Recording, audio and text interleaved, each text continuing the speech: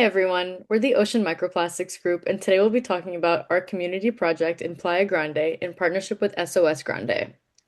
Today we'll be going over the current situation, the three key problem areas we've identified, our three recommendations on each of their timelines, and our key takeaways and future recommendations. So what's the current situation?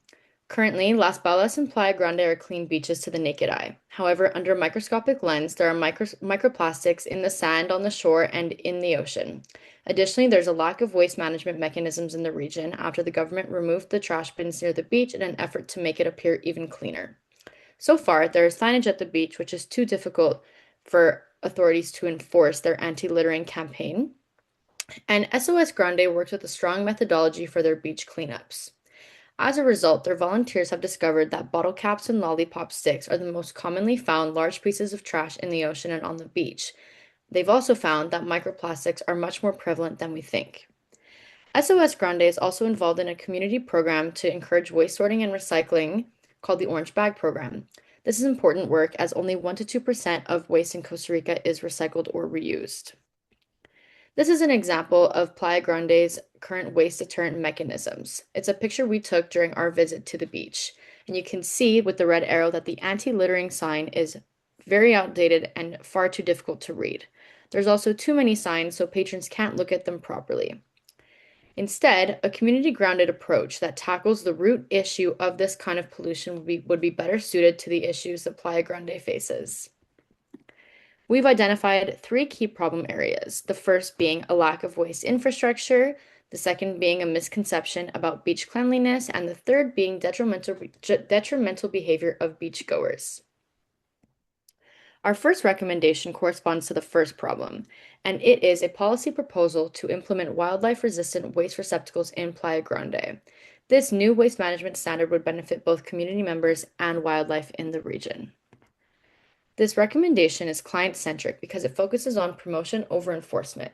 We learned that Costa Ricans are very community-oriented, and so by implementing gradual promotion that feels natural through the Playa Grande website and through increased education about microplastics, which we'll touch on in our next recommendation, we're hoping to be able to encourage members of the community to want to partake in this new measure rather than feeling forced to. Additionally, it builds on existing initiatives and networks through expanding on the Orange Bag Program. It hopes to integrate incentives to support the new measure into existing cultural norms. Lastly, it focuses on actionable implementation. The proposal centers specific actionable steps with a planned timeline into 2030, allowing SOS Grande to continue moving the policy implementation forward after July 30th. Preliminary research that we conducted in order to redact our policy proposal. We started with the numbers at Playa Grande itself. So the leatherback nesting has collapsed from up to 100 females during the 90s to just 4 this past 2024-2026 season. And so at that population size, every single nest matters. And to understand what was driving local nest loss, we traced the causal chain. Raccoons are a primary nest predator in this area, and their density near coastlines correlates directly with accessible food waste. So unsecured waste bags that are left out by the residents will bring in raccoons into the area that is near the Playa Grande, and once there, they discover the beach and then go and eat the eggs. And so from there, we then are able to identify a pattern that goes downstream. So the leatherbacks consume on average 330 kilograms of jellyfish per day. Without that predation pressure, jellyfish proliferate and devastate commercially important fish stocks. For example, in Peru, jellyfish bycatch during bloom events caused losses exceeding 200,000 USD in just 35 days of fishing. So it exemplifies a reality that cannot be ignored. And it also makes us aware that the human consequences are real. So over 3.3 billion people depend on fish for at least 20% of their animal protein intake. And when stocks collapse, the economic shock lands hardest on artisanal fishing communities with no alternatives and no safety net. And the data therefore tells us that this bin is the most upstream, most actionable intervention point in a chain that ends in regional socioeconomic harm. So our solution is to implement industrial and residential sized wildlife resistant waste bins in the Playa Grande community, seeing as they take out their garbage weekly, just in bags, allowing for wildlife to break in and spread the trash around the neighborhood. We aim to promote this solution through website write-ups, which you'll see on our following slide. We've created a draft with excerpts from our policy proposal, edited into more common language, and then we've created these templates to present how the information could be presented on the website to make it eye-catching and appealing, as well as accessible to the common user. An editable link is found in our document with the text submitted to our partner. So pertaining to implementation value, we aim to address the social need. And so at the local level, the immediate social benefit is straightforward. So cleaner streets and safer environment for residents, as the current reality where raccoons are tearing open unsecured waste bags overnight on collection days is not just an environmental problem, it is an ongoing sanitation issue that affects residents' quality of life. And so at the ecological level, protecting leatherback nests translates into population recovery over successive breeding seasons. So given that only 4 females nested this past season, every nest that survives to hatching represents a meaningful contribution to the species viability. And at the regional level, this is where the social stakes become significant. A recovering leatherback population means sustained jellyfish predation, which means healthier fish stocks, which ultimately leads to food security and economic stability for fishing communities across Latin America. So this local infrastructure decision has a measurable ripple effect across an entire region. And so pertaining to our timeline, our implementation plan unfolds across 3 phases. And so phase one is campaigning, running from the present through spring 2027. SOS Grande has already a community outreach through local communication channels, partnerships with businesses such as restaurants and surf schools, and awareness raising at community events. This phase requires little to no cost as it builds on existing networks. The goal is to build community buy-in before the municipal presentation so that council approval is met with community readiness rather than resistance. Phase two is the pilot running from spring 2027 to December 2028, where beginning upon council approval in 27 is a pilot phase of 3 to 5 industrial bins near Las Baulas National Park at a total cost of $4,800 to $11,000.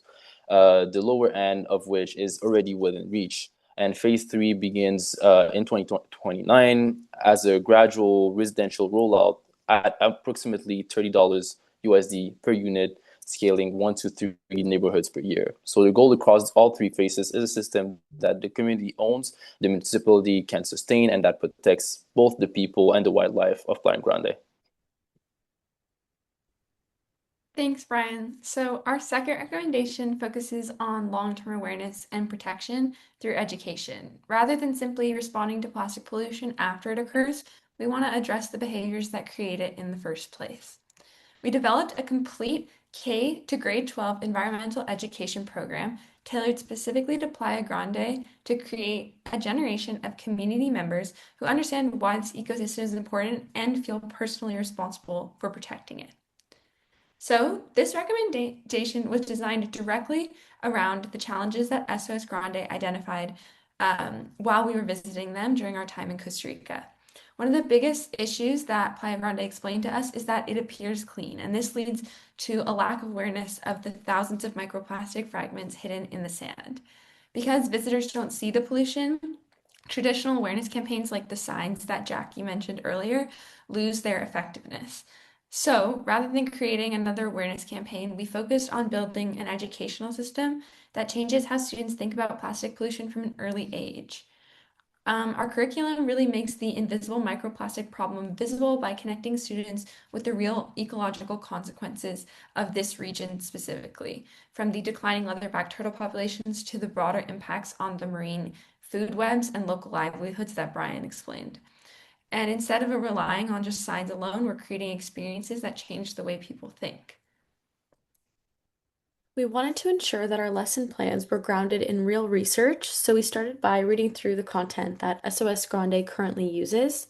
And once we read through all their educational guides, we selected the activities that we believed would be most impactful for the students.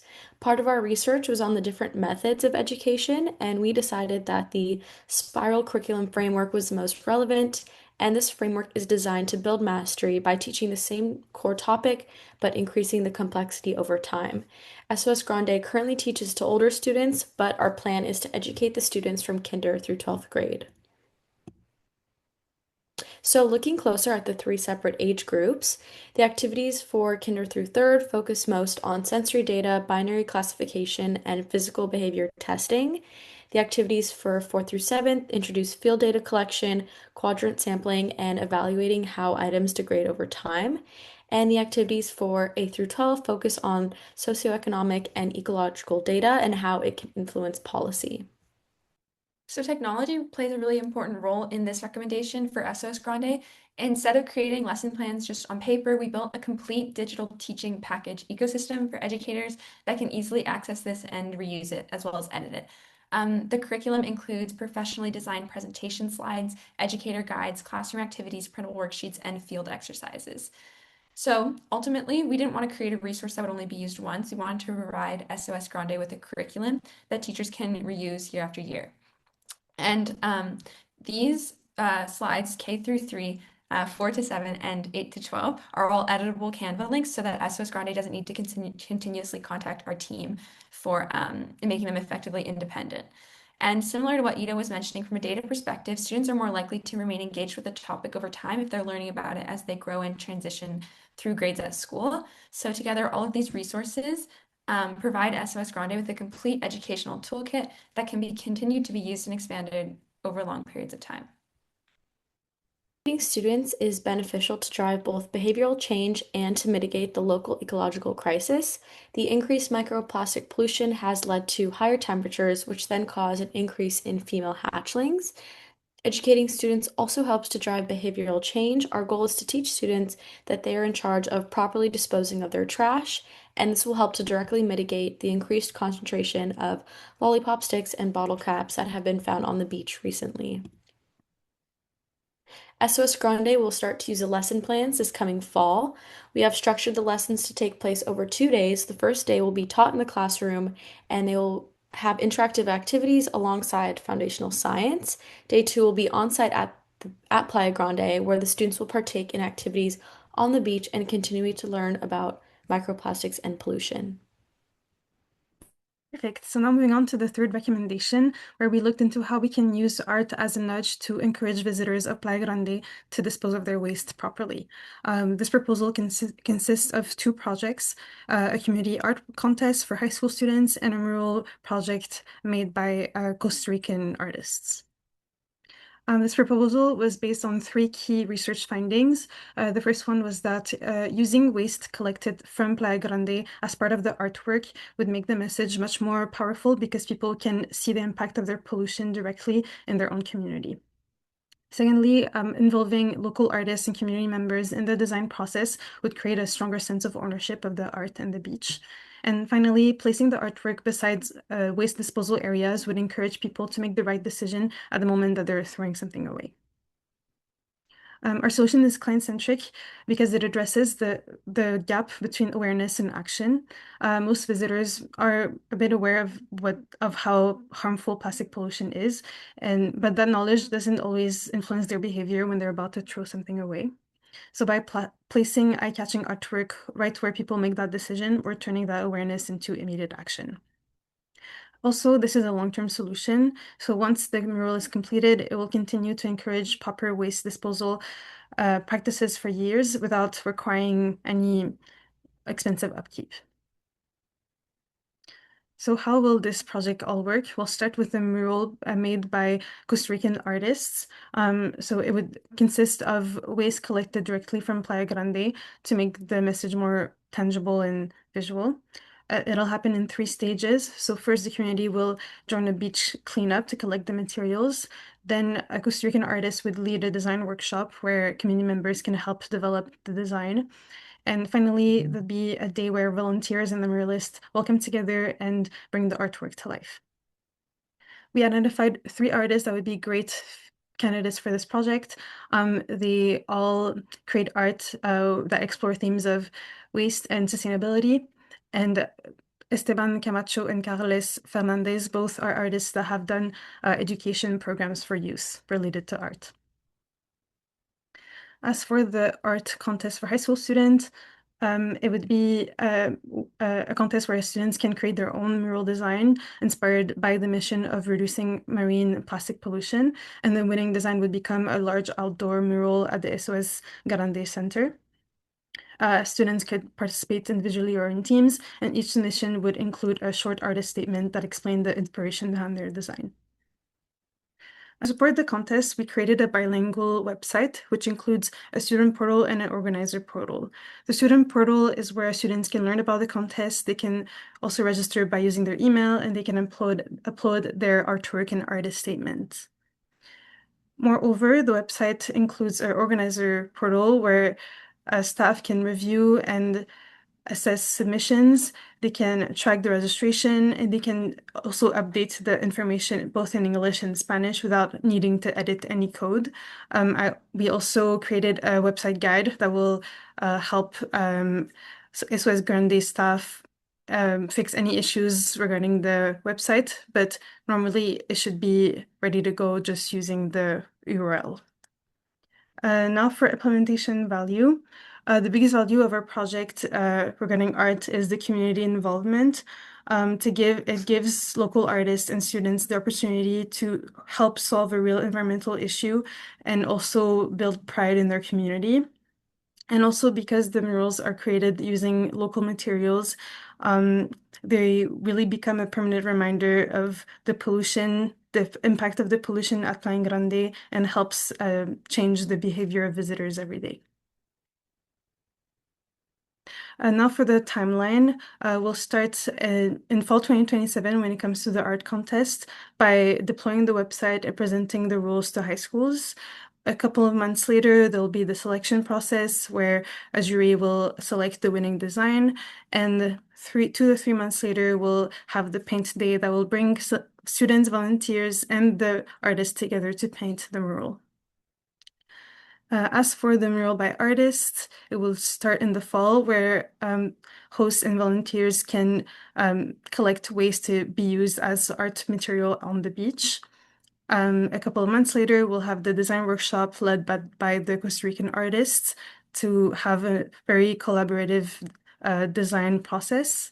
And a couple of months later, we'll have the paint day again, where the muralists and volunteers will bring the artwork to life at Playa Grande.